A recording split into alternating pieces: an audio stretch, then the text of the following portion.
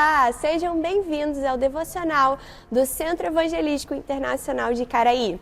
Eu sou a Késia Marques e hoje nós vamos falar sobre a sabedoria de Deus. E a nossa caminhada nesse devocional vai iniciar em Provérbios 8, no versículo 22, que diz assim: O Senhor me possui como fundamento do seu caminho, antes mesmo do princípio das suas obras mais antigas.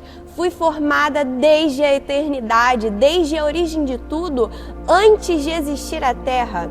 Nasci quando ainda nem havia abismos, quando não existiam fontes carregadas de água. Antes de serem estabelecidos os montes e de se formarem as colinas, eu já existia.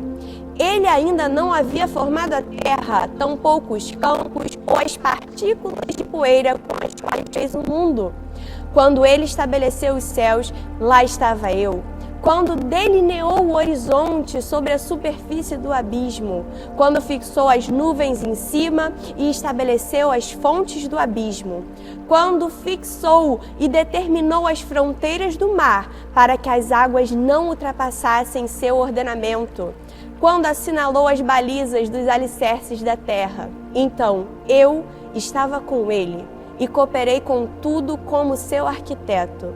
Dia após dia tenho sido o seu prazer, sempre me sentindo muito feliz ao seu lado. No livro de Provérbios, a gente tem Salomão justamente dando conselhos práticos para a nossa vida e principalmente conselhos de sabedoria. Afinal, foi a ele que Deus pediu toda a sabedoria. E o Senhor, Ele é tão bondoso que Ele quer nos dar justamente a sua porção de sabedoria. E Ele se impressiona quando Salomão pede isso. E especificamente nesse Provérbios, no capítulo 8, a gente se depara com uma mudança de fala. Salomão já não está na posição de dar conselhos, mas aqui ele já está predizendo o Messias que viria. E também o que ele fez desde Gênesis 1:1. Então a gente entende que nada da Bíblia é por acaso. Tudo tem um propósito desde o princípio. Em Gênesis 1, em que fala: no princípio Deus criou céus e terra. Ali Jesus, o seu arquiteto, estava junto dele e junto dele também o Espírito Santo. E nesse momento a formação do mundo e durante toda a cronologia, que temos na Bíblia, chegamos em Salomão, tido como o rei mais sábio que tivemos, e depois disso a gente chega ao momento da profecia também de que viria um Messias. Lá em Isaías, a gente encontra esse relato de que o Messias é também a sabedoria de Deus. Em Isaías 11:1, vai dizer assim: porque brotará um rebento do tronco de Jessé, pai de Davi, e de suas raízes um renovo frutificará.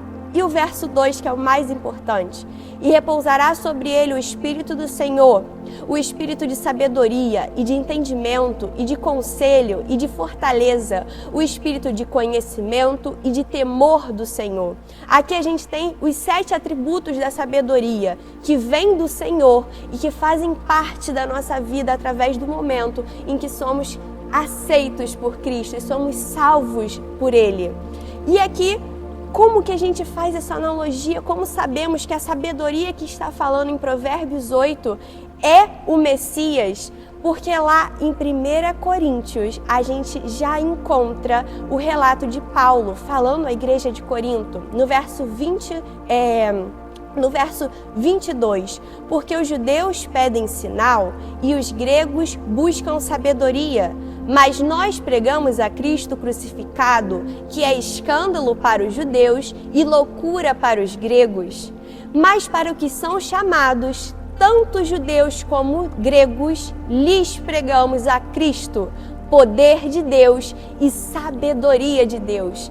Aqui a gente tem a revelação divina de Cristo, justamente não sendo somente o Filho de Deus, mas um com o Pai, porque desde o princípio, como arquiteto na criação, ele já estava com Deus e ele era Deus, como João mesmo nos coloca no seu evangelho. E a partir disso, a gente consegue entender que para Deus nada escapa. Todo o seu entendimento, ele faz parte também de nós. E a nossa vida, quando é gerida por Deus e em sua sabedoria, nós também tomamos essa boa parte.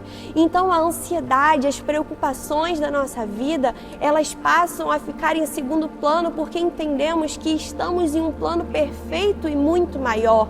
E tem uma frase que eu gosto muito, que diz assim: o convite da sabedoria, ela está de pé a todo momento e acessível. É como se fosse uma mesa que estivesse à nossa frente. E ali Cristo crucificado, Ele chama a nós, Ele chama os seus filhos para que estejamos com Ele. Ele é um convite para todos.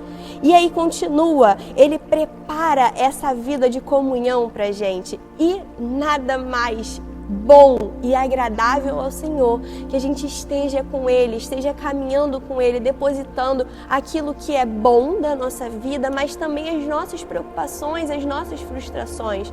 Nós somos homens, eu entendo, eu sei que isso é muito complicado, mas com o tempo, essa caminhada com o Senhor, ela vai se tornando leve, porque sabemos que tudo que está na terra é passageiro, né? Céus e terra, eles passarão, mas o Senhor, Ele permanece, Ele prevalece. E claro, a gente tem um momento em Apocalipse que é estar na glória com o Senhor.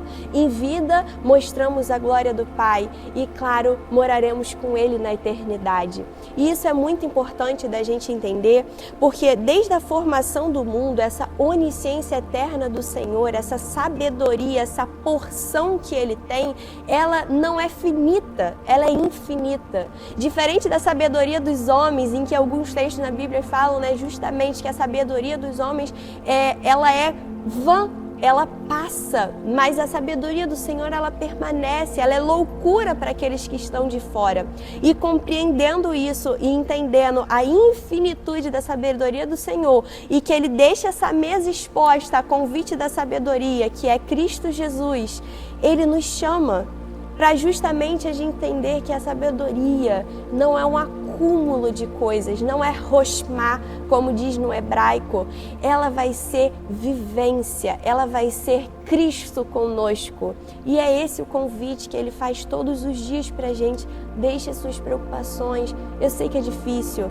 Filhos, trabalho, estudo, isso tudo consome muitas vezes a nossa vida, os nossos dias, as nossas horas. E quando vemos, a gente pouco dedicou a um louvor ao Senhor, a glorificar o Seu nome naquele dia. Mas quando andamos com Ele, a gente vive o ordinário de Deus, que é a vida, a família, a nossa presença nos lugares. Viver extraordinariamente o ordinário da nossa vida, é dedicar sempre a boa parte a Ele, é dedicar sempre o nosso coração, a nossa vida estando inclinada aos pés dEle.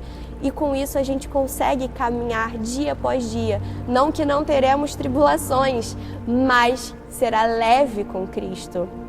E aí eu complemento justamente falando que o seu filho, a gente tem acesso a essa sabedoria. E com a sabedoria, a gente consegue fazer essa caminhada como um papel da igreja. E aqui, meu irmão, eu te convido justamente a ser igreja comigo e com todos os seus irmãos ao seu redor. A gente estar firme, não somente manifestando a glória de Deus, mas reconhecendo os feitos da sabedoria dEle, que desde o princípio já sabia da sua vida, que desde o ventre já te conhecia e que neste momento está contigo e te convida. Vem, senta à mesa comigo, porque o que eu sei é muito maior. Vem conhecer sobre essa tal loucura que o mundo fala que é a minha sabedoria e vem caminhar comigo. E eu gostaria de fechar também com o versículo de Tiago 1, no verso 5. E se algum de vós tem falta de sabedoria, peça a Deus, que dá a todos liberalmente e não lança em rosto e ser-lhe-á dá. Então, aqui é a prática. Ele já mostrou aquilo que Ele fez, o seu plano, o fim para o qual Deus criou todas as coisas, já está à nossa frente. Agora a gente pede Assim como Salomão pediu pela sabedoria, agora a gente pede pela sabedoria que vem de Cristo, que se entregou por nós, que perdoou os nossos pecados e nos salvou. E assim a gente caminha com Ele.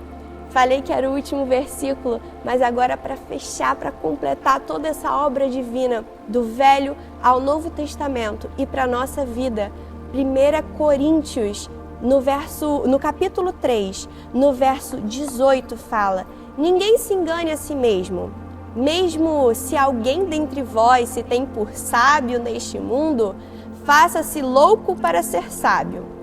Porque a sabedoria deste mundo é loucura diante de Deus, pois está escrito: ele apanha os sábios na sua própria astúcia. E outra vez, o Senhor conhece os pensamentos dos sábios que são vãos. Essa é a mensagem que eu tenho para você hoje. Busque a sabedoria de Cristo, busque a comunhão com Ele. E assim a gente prossegue dos nossos dias. Temos adversidades, mas quão bom é viver com o Senhor e ver o detalhe deles no nosso dia a dia, na nossa rotina e também, é claro, no extraordinário, no mover e na manifestação dos nossos dons, que é dado por Deus a nós. Então é isso, que o Senhor te abençoe